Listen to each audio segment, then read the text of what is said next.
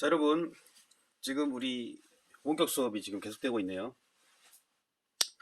아, 참, 이게 계속 여러분도 동영상을 통해 가지고 공부하는 게 좀 힘들 텐데, 지금 뭐 어쩔 수 없는 상황이라서, 예, 참, 선생님도 마음이 좀 안 좋네요. 자, 그러면, 또 수업 얘기를 해야 되겠네요. 그러면, 우리가 지금 지난 시간에 인도 문명과 중국 문명을 살펴봤습니다. 인도 문명과 중국 문명은 크게 봤을 때 어디에 속해 있는 주제일까요? 그렇죠. 바로 4대 문명이죠. 4대 문명 어디죠? 메소포타미아, 이집트, 인도, 그리고 중국 문명이었어요. 그중에 인도에서 제일 중요한 내용 뭐지? 바로 드라비다족이 인더스강 유역에 문명을 건설했다는 거죠. 그 문명을 건설했던 여러 도시들 중에 500여 개의 도시 중에서 가장 중요한 두 도시 이름은 학생들이 알고 있어야 된다고 얘기했어요. 그것은 바로 초창기 중심지였던 하라파와 그리고 후반부의 중심 도시였던 것 같은 모헨조다로라는 도시였죠.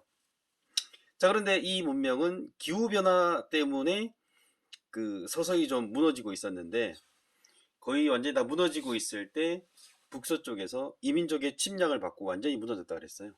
이때 쳐들어왔던 이민족 이름은 뭘까요? 바로 아리아인이었죠.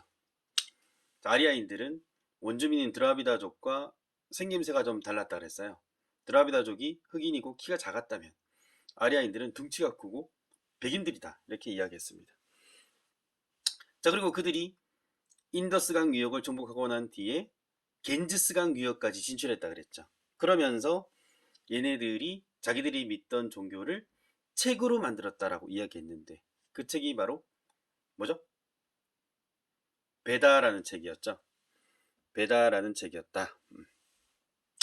자, 그런데 이 베다라는 책의 내용, 이 책의 내용은 주로 이제 아리아인들의 여러 전설 그리고 아리아인들이 믿었던 신에 대한 내용인데 이 베다 철학을 독점적으로 사용했던 계층이 있었다 그랬어요. 그 계층이 바로 브라만이었죠.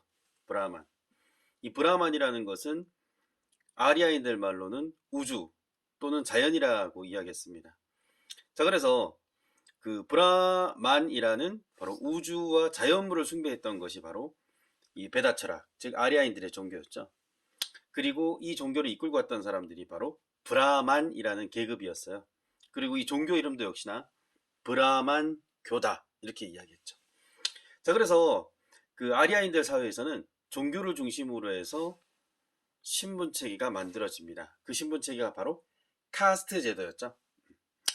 자, 그 다음에 이제 중국 문명은 그 최초의 국가는 하란 나라였던 것 같은데 그 나라에 대해서는 정확한 유물 유적이 아직은 확실하지 않다라고 말씀드렸어요. 그러면 확실하게 존재했다라고 확언할 수 있는 나라는 바로 상이라는 나라였죠.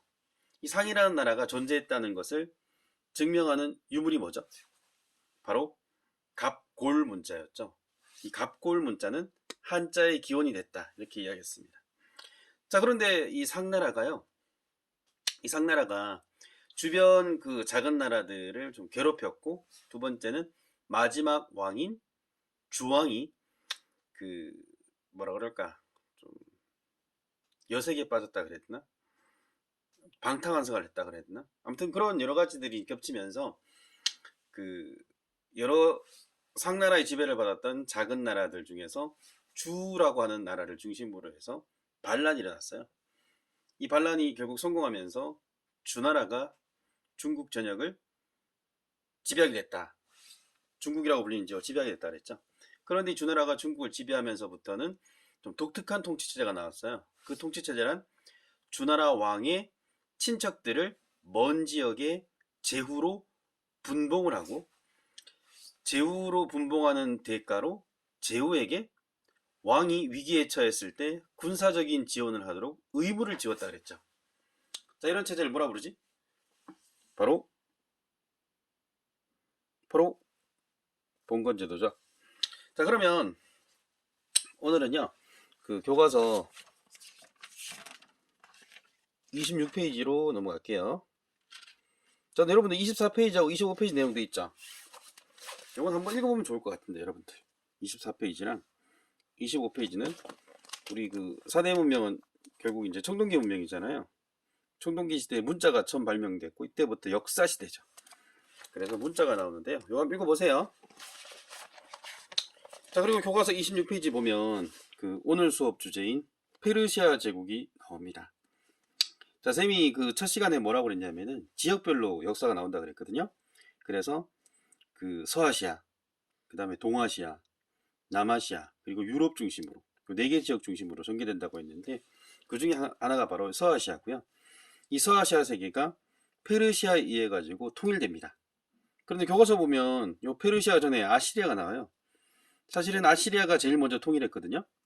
아시리아가 제일 먼저 통일했지만 그 크기가 좀 완전히 우리가 이야기하는 서아시아 전체를 통일한 건 아니라 가지고 좀 그 의미가 좀 반감되고, 두 번째는 그 여기서 우리가 좀 이야기하는 지역은요, 서아시아라고 할 때 중요한 지역이 메소포타미아하고 이집트가 제일 중요한 지역 중에 하나잖아요. 왜냐하면 여기서 4대 문명이 시작됐으니까. 그런데 이 두 지역을 연합해가지고 최초로 통일했던 나라가 바로 아시리아예요. 자, 그래서 서아시아에는 이 중요 두 지역 말고 다른 지역도 있잖아요. 그 나머지 지역까지도 통일한 것이 아케멘스 왕조 페르시아다, 이렇게 생각하면 될 것 같습니다. 교과서 아래쪽 보면 바로 아케멘스 왕조 페르시아의 면적이 나오는데 어마무시하게 넓은 면적이죠. 그래서 그 선생님이 이야기했던 바로, 선생님 손으로 지목해 볼게요. 이집트와 메소포타미아까지 포함한 지역을 최초로 통일했던 국가는 아시리아고요. 거기에다가 지금의 터키 지역과 이라크 그리고 이란 지역까지 통합한 바로 거대한 제국을 만들었던 것이 바로 두 번째 통일한 나라 페르시아 제국이 되겠습니다. 그래서 페르시아라는 말은요, 여기 교과서 보면은 약간 좀 갈색 부분이 있어요. 이 갈색 지역의 이름이 원래 페르시아였어요. 그래서 그 당연히 아시리아의 지배를 일시 받고 있었고요. 아시리아가 무너지고 난 뒤에는 그 아시리아 이후의 강대국이었던, 물론 오리엔트 세계를 통일한 건 아니었지만 그 강대국이었던 바로 메소포타미아 지역의 강대국 바빌로니아의 지배를 받고 있었어요. 그러다가 이제 요 작은 지역이 이렇게 거대한 제국으로 커지게 되는 거죠. 자, 이렇게 제국이 갑자기 커진 이유 중에 하나는 역시나 위대한 지도자가 있었기 때문인데, 그 위대한 지도자가 바로 교과서에 나오는 바로 키루스 2세죠.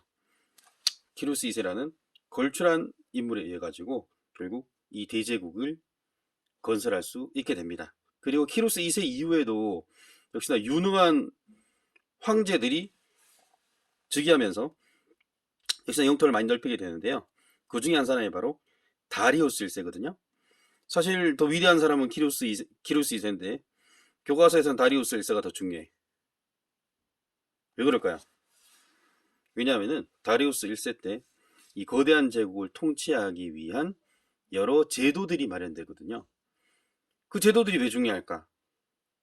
이후에 여러 거대 제국들은 바로 최초의 제국이라고 할 수 있는 바로 페르시아에서 만든 제도들을 가지고 왔거든요. 그래서 중요하고, 두 번째는 이 다리우스 1세가 바로 페르시아 제국의 종교인 조로아스터교를 이제 본격적으로 진흥시켰거든요. 그런 의미에서 중요하다, 이렇게 생각하면 될 것 같습니다. 자, 그러면 선생님이랑 같이 내용을 한번 하나씩 한번 살펴볼게요. 자, 먼저 아시리아에 대해서 선생님이 이야기해야 될 것 같은데, 지도를 통해서 여러분들 아시리아를 살펴봤잖아요. 자, 그래서 뭐 지도는 여러분 다 외울 필요 없지만 한번 글로 한번 정리해 볼게요. 자, 먼저 오늘 제목은요, 바로 페르시아 제국인데요. 페르시아 제국. 이 페르시아 제국을 본격적으로 이야기하기 전에 제일 먼저 나와야 되는 나라는 바로 분열된 서아시아 세계. 다른 말로는 또 오리엔트라고도 불러요. 오리엔트. 오리엔트란 말은 이제 동쪽이란 뜻인데 유럽 사람들 기준으로는 동쪽이잖아요. 자, 그래서 이 오리엔트 세계를 최초로 통일했던 국가 바로 아시리아였죠. 자, 그런데 아시리아는 최초로 통일을 했음에도 불구하고 뒤에 교과서도 그렇지만 크게 주목받지 못했어요. 그 이유가 뭘까? 바로 아시리아는요, 강력한 군대를 갖고 주변 지역을 힘으로 정복했는데, 힘으로 정복했음에도 불구하고 주변 지역에서 아시리아에 대해 반란을 일으킬까봐 항상 전전긍긍했어요. 아, 이게 문제야. 자기가 그렇게 강한 힘을 갖고 있으면 뭐 그렇게 두려워할 필요 없을 것 같은데 계속 전전긍긍합니다. 그래서 반란의 낌새가 보이면 그 지역으로 바로 군대를 보내가지고 그 지역 주민들을 학살합니다. 저걸 반란이 아니더라도 뭔가 아시리아에서 내린 명령이 제대로 이행이 안 되면은 또 그 지역에 가가지고 살육을 자행해요. 그래서 아시리아에 대해서 피지배민들은 강한 반감을 갖게 된 거죠.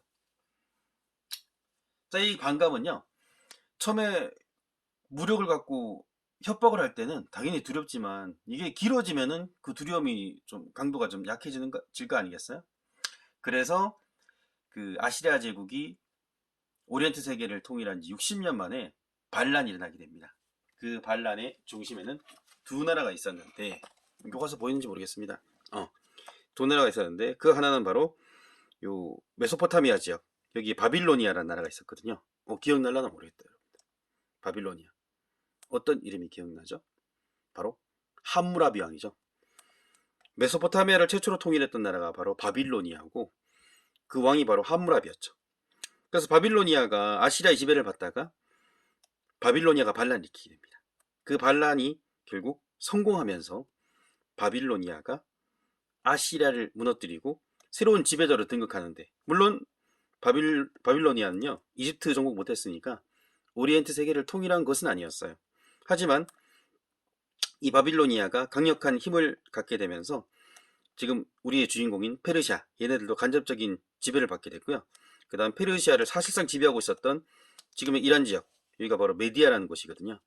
이 메디아하고 군사적인 충돌을 자주 벌이게 됩니다. 이런 상황에서 두 강대국 메디아와 바빌로니아 사이에 끼어 있었던 페르시아가 두 나라 사이에 소모전이라 그럴까요? 소모전으로 좀 두 나라가 약해진 틈을 타가지고 페르시아 제국이 강력한 힘을 갖게 되고요. 이때 위대한 왕이었던 바로 키루스 2세가 두 나라를 무력으로 무너뜨려가지고 바로 지금 여러분 지도에서 보는 대제국을 건설하게 됩니다. 그러면 다음 동영상에서 이어서 이야기해 볼게요.